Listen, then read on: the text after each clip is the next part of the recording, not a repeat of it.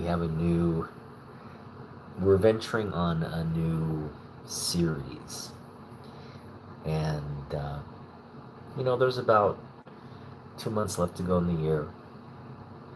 We're at that time where we're just kind of wrapping things up. And to be honest, I don't know if I'm going to get through this by the end of the year. I imagine I'll have to fit in a couple videos here and there, but with like holidays coming up, I'm sure there'll be lots of opportunities kind of roll through this list. But basically, I'm going to be covering my top 10 favorite artists. And normally, we update this list each year and it stays pretty consistent. But this year, there's actually a big shift in who's in our top 10. And also, I'm going to change up the format of how we normally do this list. And I'm going to focus on each individual artist and show off books related to that artist. Because normally, we do a top 10 list with the artists and we show off one book, like kind of a representative book by that artist, and go through the list of 10 artists. Well, again, this year, starkly different. I shouldn't say starkly different. It's very similar at the top of the rankings, but there are some new additions to the list. Some people who normally are on the list are no longer on it, and there's kind of a new focus to the artists we put on the list. And I'll just leave it at that because I don't want to reveal too much about who's on or who hasn't made the list. It's kind of like if you've been watching this and you have an understanding who my top 10 artists are, then you will kind of see, again, the shifts that have happened, just the changes that we've made to the list. With that being said, hey, what's up? Just Olivia, hi. Thank you for joining.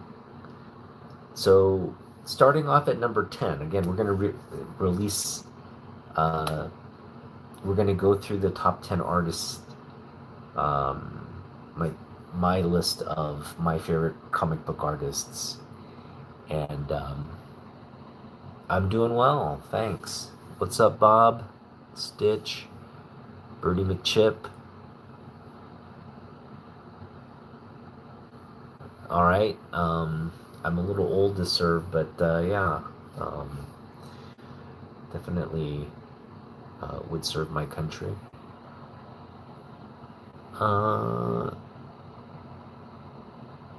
Life of Frayne, okay, Kaka, all right, that's fine. So we're starting off. We're gonna go from 10 all the way to my top artist, and just starting us off on this series again. We're going to go through my top 10 artists. At the list at number 10, my 10th favorite artist, I guess you could say, is Jose Luis Garcia Lopez. And Jose Luis Garcia Lopez is he's a Spanish artist, and he got his start in Charlton Comics in the mid-70s, and then, started doing work for DC. And he was just one of those kind of like workhorses at DC, doing a lot of interior art initially, and then kind of branching out, but doing it really a whole gamut of DC titles. So he's not really consistent on any one book, but he's kind of has his footprint across all of DC, and for the most part, he's remained a DC artist. Um, and the one of the major shifts in coming up with this year's list was all of the artists in my top 10 have worked on Superman. Have worked either on the Superman title or the Action Comics title or both. So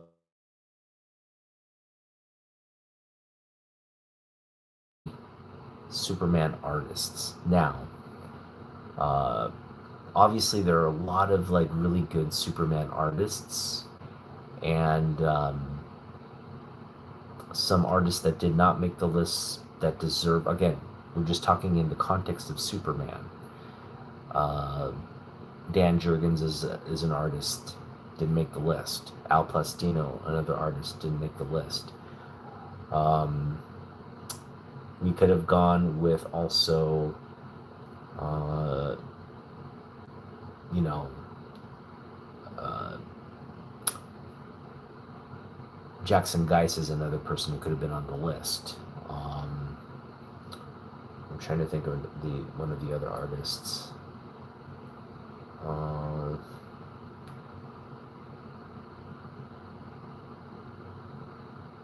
Anyway, a bunch of people that we could have gone with, but again, I only have spots for 10, so I just tried to be as selective. And again, when I show you, again, 10 is no slouch here.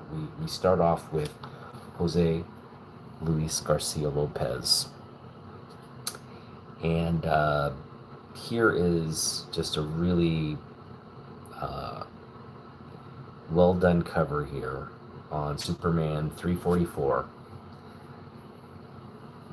Superman appearing with Dracula and Frankenstein. Just,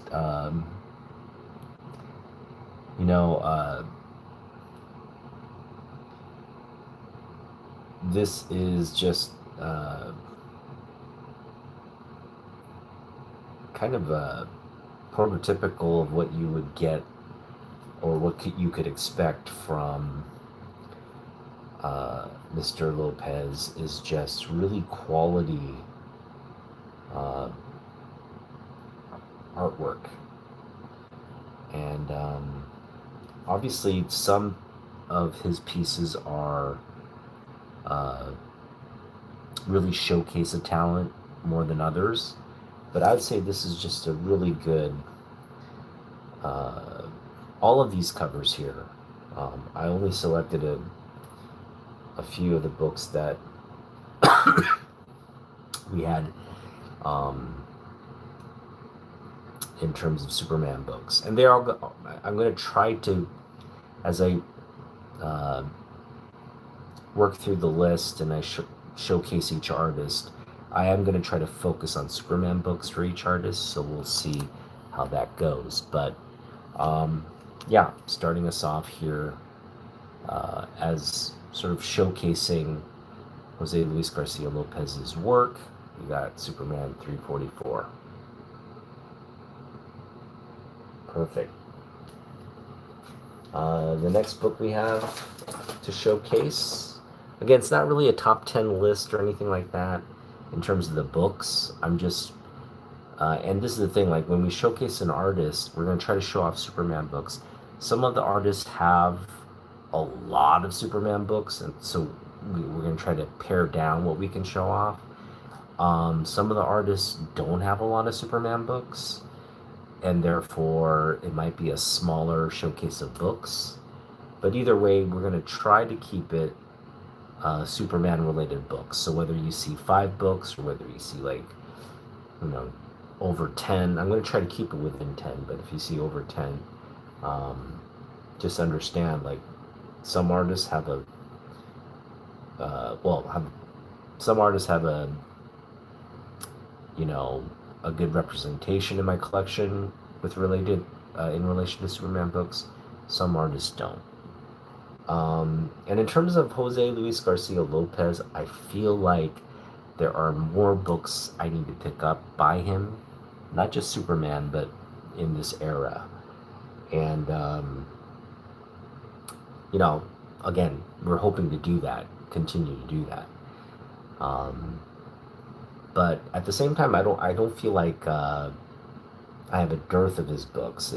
They're definitely, you know, again, I got 8 books here. It's a pretty good start, I would say, um, for his Superman related books. All right, next on the list we have Action Comics 371, and it's just a great cover here of Superman punching into this ghost or phantom, and again, just a really good representative work of the kind of talent this gentleman had with as an artist. You can see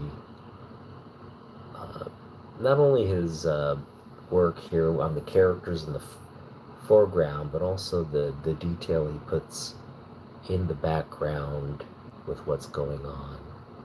There's the story being told just again through the background pieces, and it's just really, I think that's what kind of makes him unique. He's just such a brilliant artist. He can really make things on a canvas kind of blend in and work really well. So this is an artist that was highly revered at DC because of that talent, and so therefore got a lot of work. Here's one. I just love the color palette of this cover, the design of it. It's really some, you know, some covers just like they're kind of lackluster, you know, the art's not that great, but this one, everything just is really well put together. It's Superman 316, and it's a metallo cover here, but as you can see, there's just a lot going on with the colors, and everything works really, really well together. Just feel like it's a really cohesive piece here on the cover, and you've got a little bit of a scene as well with the word bubbles. So just a really nice book there, featuring Metallo and what's happening in this book. All right, moving right along. This is, I think, more than the actual artwork. The artwork is great. It's just the fact that it's DC Comics presents. Generally on our first issue, right? The editors, you really got to sell a first issue for the title to really have any kind of traction, right? Got to get people bought in and excited about the run. And you know, DC Comics presents, it's not really advertised as the book that will feature Superman every week, but that's what it is, right? You can team up with Superman details inside. As a first book, again, they, you know, you want to go to some of your top artists when putting out a first issue, and that's what we have here with DC Comics Presents. Great little Superman Flash co-appearance there. But again, a lot of stuff going on in the background. Pretty neat piece of cover art to, again, get people excited about this title. Next, we have Superman Family 211. This is just, I like the design of the, again, different kind of comic run, but Superman Family, of course, just kind of gives you little snippets of stories related to people in Superman's sphere, and we've got Supergirl, Jimmy Olsen, Lois Lane, even Bruce Wayne, and Selina, all kind of having their individual stories on this episode. So it's a multi-story run here on family members, and of course Jose Luis Garcia Lopez's art on full display in this like multi-paneled cover art. Really looks like a comic book within a comic book. So I should say a comic book within a comic book cover. Really great piece there. And just got a couple more books to show off. This one, again, a lot going on in this cover, and it's just so well executed with all the designs here. You've got jets, you've got planes, you've got bells, motorcycles, vehicles, just a lot going on. And then you have this central drawing of, or I should say central piece of Superman showing a lot of emotion at the basically he's going through a sensory overload, and it's painful to him, and just he just captures the emotion and everything so well in this cover. You don't really need a lot of subtext or explanation outside of the image itself. It communicates everything so well. And this is a Whitman copy, so it's pretty. I like the Whitman copies. Pretty cool piece there. All right, and this next one, before I knew it was really a piece by Jose Luis Garcia Lopez, it just was one of my favorite books because of its key component, and that is the first appearance of the Supermobile. And again, Lopez's artwork on this, it is pretty. I don't think it's one of his more detailed works, but definitely has in terms of telling a story, incorporating a design for a vehicle. Obviously, this super vehicle was made as a toy, and just to bring it to life here on the pages of this book speak volumes. But we got, again, Action Comics 481, first appearance of Supermobile. And the reason it's really kind of up here toward the end of my list is because I just love this book. I know when I got back into comics and we were just wanting Superman books and kind of looking at which ones I wanted to add to my collection, I knew this one was one I wanted to kind of run across and get on the cheap. And that's what we have here. I think I paid roughly a couple dollars for this, and it's in decent. I mean, it's got a little wear on the edge there, but all in all, the spine's clean. No creasing or anything. Just a little discoloration on the cover a little bit, but mid to high grade copy here on Action 481. All right, and just getting to my my favorite book by Jose Luis Garcia Lopez, and it's a key book, and it's just a beautiful book, especially when you understand Superman and Lois's relationship, and this is kind of how you would imagine this couple celebrating their wedding day.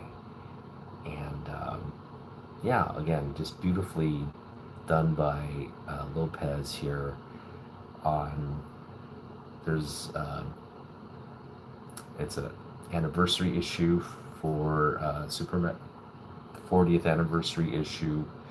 Um, Nothing more key than Superman takes a wife, and you have the wedding, just married kind of cover, where as you know you'd normally expect them to kind of drive off into the sunset. Well, he's literally like pushing the car and they're flying off into the sunset. And you can see Lois there's having a ball.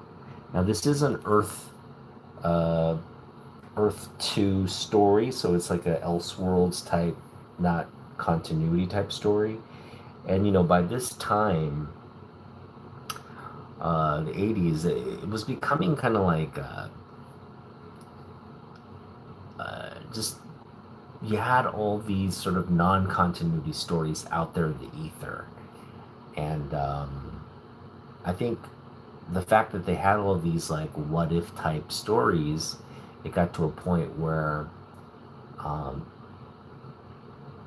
they couldn't, you know, I'm sure it was just like, well, why are we doing all this if we're not going to keep in a continuity like their competitor was doing. um, Marvel obviously had everything in one timeline. All the characters were integrated. They, even though they had their own individual histories and events, it was within the same continuity and timeline. Therefore, you know, you could kind of just use that history and stay within the context of that. Well, DC was not like that at all. DC had just characters being introduced here, villains here and there, and like it was just a convoluted mess. And so, you know, this issue highlights it's a really big moment, and everybody kind of wants to see this, but at the same time, they don't want to present it like, okay, this is they're actually married now, and they're gonna. No, it's just kind of like, you know, what would happen if they got married? How would this? And they explore that, but then they go back to, oh no, they're just friends and they're colleagues, and she doesn't know, right? So that got to be problematic, which is what led to, I think, um, first off, the crisis, right, storyline, where you kind of deal with this existential like lack of continuity, bring it into like a multiversal, uh, where you know people are all the people within this convoluted mess kind of get together and they fight a big baddie, and then when the dust settles, you're left with something, I guess, from a publishing and creative standpoint, creates a fresh slate for you to kind of redefine and um, create a little bit of consistency in this in a one timeline, one integrated universe type setting. And so, yeah, you know, this was just kind of like, um, I guess you'd say, is like a symptom of some of the problems. Uh, and I think ultimately, where what this comic represents is like, once we build a continuity, now we can pursue an actual, you know, reconciliation of these two characters, where they do get married, where they do spend a life together, and now, you know, they're not only are they man and wife, they have kids. Uh, you know, they just created this entire ecosystem of partnership and family, and you know, building out uh, the sphere of characters that make up their existence, right? So that's been really great to see with the with again, um, events leading up to crisis, and then post crisis, everything getting settled into sort of a more modern, more coherent type of storytelling. So there you go. Artist number 10 being featured is now Jose Luis Garcia Lopez.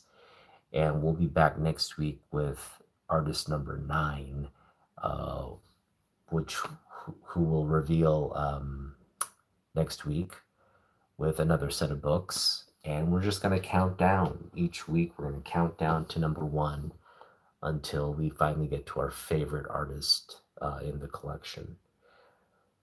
Uh, I put out a video earlier this week with a big update. I am going to Grit City Comic Show.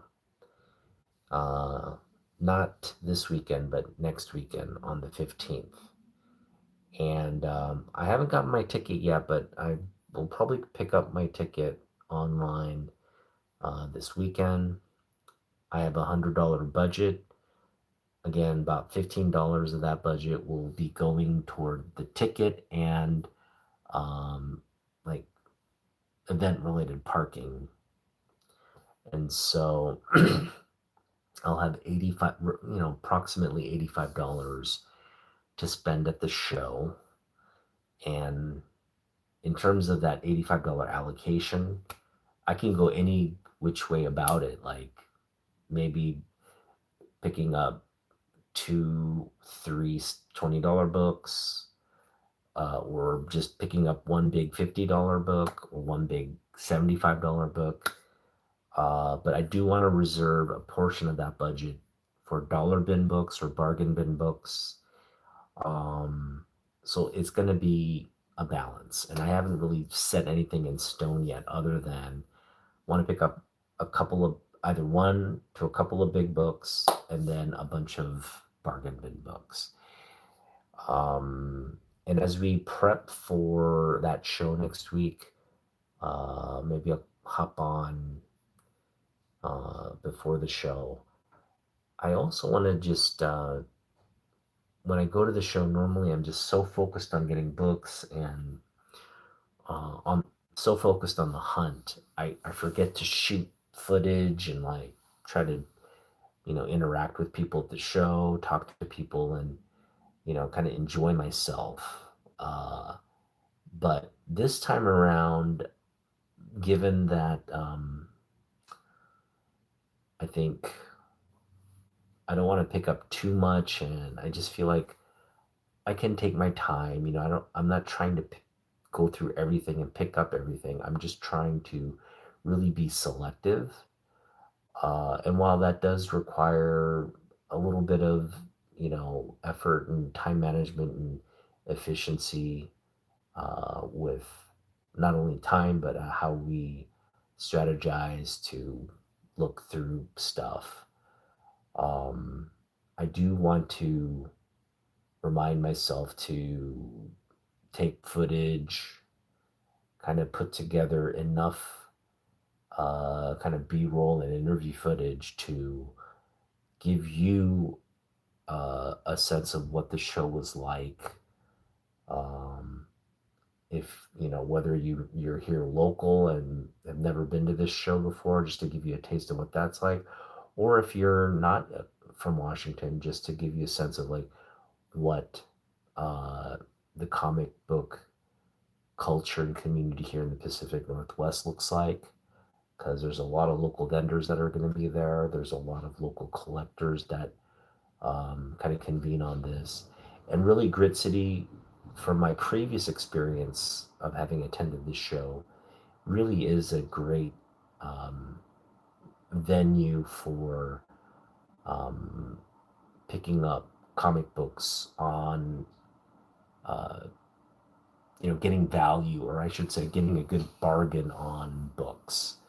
Because a lot of the books are discounted, and you also are able to kind of haggle and get better pricing. So not only are you getting great pricing on books, if you're savvy enough to kind of haggle and volume, uh, get some volume discounts by just you know doing more business at a vendor, you can find yourself getting really good uh, picking up books at a really good bargain and value. So that is also the purpose of Grit City, going there, just uh, kind of having the openness to pick up whatever we run into, um, but also being balanced enough to where like we can be a little patient, kind of get a lay of the land, and really just focus on after kind of know understanding what's available, what resources we have, really honing in on okay, this is what we're going to get, this is what we're going to pass on, and being able to do that sort of mental calculus as we're picking up books. So a lot to kind of unpack there. Um, so one, we've got an $85 budget. Two, we don't have any specific rules, but we have a very kind of focused wish list of stuff. And three, we really want to kind of take a step back, enjoy the show for the community event that it is. And I really want to share that experience.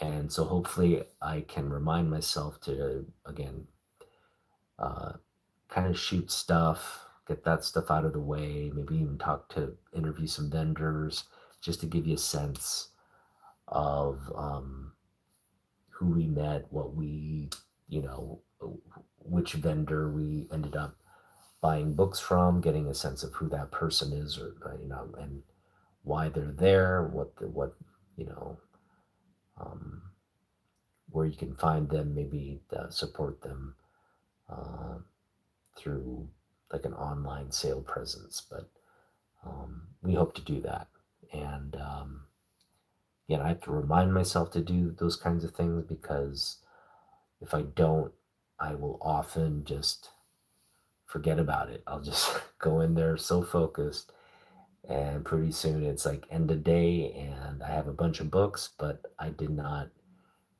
do anything related to featuring stuff for the channel. So I promise I'll be back from that show with a good amount of hopefully video footage that we can turn into a video, and that will give you a sense of what that day was like for me. Okay. With that being said, have a good night, and we'll see you in the next video. Again, we're going to prep for Grit City, and I hope to kind of give you the rundown of what went on. And of course, we'll be back with the Grit City Hall.